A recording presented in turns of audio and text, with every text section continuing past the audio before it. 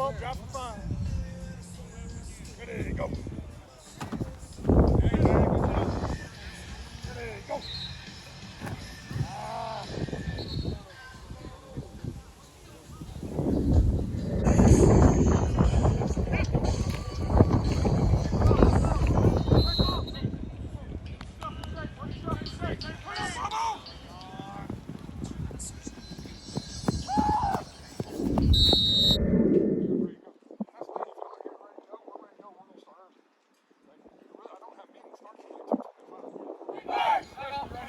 Get into the football season, just kind of talk about y'all's summer. I know y'all did 7-on-7.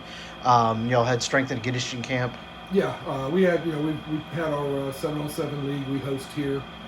We had got it back over here at Boling last year. We had to do it at Sweeney because we had a bunch of rain and our field was getting worked on. Mm-hmm. So yeah, we had a 4-team. It was us, East Menard, Van Vleck, and Brazos. We had a 3-week league to where we got 2 games a night.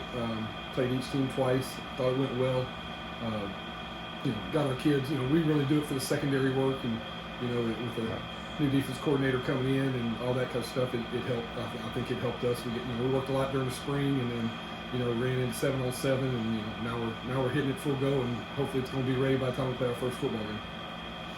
Y'all been out here for a few days in practice. Just kind of what have you seen the first few days? The thing we've got right now with the varsity is we've got a bunch of experience. We've got a good senior group. Since 7th grade, they've been successful. And they've learned how to work hard. They've learned to take coaching. And it's through the spring and through the summer. I mean, we're way ahead of where we've been in the past few years as far as offensively, because it's the same offense. Defensively, we're changing it up a little bit, so we're in a learning curve right there. But kids are out here working. Nobody's out here struggling to get through practice because they put the time in this summer. Right. We had all our kids showed up, especially the varsity kids. Most of our JV kids were here just about every day.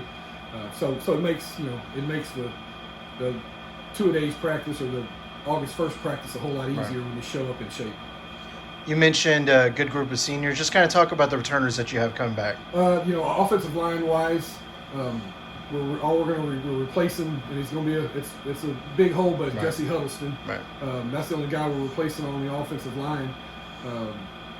Our receivers are coming back, our quarterback's back, and our backfield's back. I think it looks like we're going to add about 4 sophomores to that group to help out in some positions. The offensive line is the key to any success offensively, and we've got them all back. And they're good size. I mean, the Seth Bear kid's about right at 6 foot, 300 pounds. Braybert Williamson's about the same, 6 foot, 300 pounds. I think Tracy Taylor's weighed in like 235 today. Franklin Urbanek he's right around 225, and then Jesse Arrington's probably around the same, about 220. So we've got really good size up front, and it's going to be fun watching those guys play on Friday night. With so many returners coming back, is there any position groups that you're kind of looking at closely, or? Really the offensively, the position groups is we're trying to figure out who's going to be our two main receivers. Okay. So we've got 2 sophomores that are fighting 2 juniors for those positions for the Sure. most part. Running backs, we brought up right now. We've got Jarrett Garcia. He's going to be a sophomore. But we've got our staple back from last year with Ryan O'Neal and Trenton Jones and Nathan King and Christian Montalvo. So we're deeper than we've ever been in the last few years in the backfield. So they're competing. But whoever gets that spot, the guy right behind them's not further behind them, so they're going to have to compete every day for that spot. I know a lot of people in Boling were excited about dropping down a division. Just kind of talk about the district that you're going to be heading into this year. Yeah, I mean it helps. Obviously, this is a district we'd like to play in. The district we've been in, that classification or for the last 4 years. I mean, Right. it's a numbers game. Right. Obviously, they have more kids to pick from.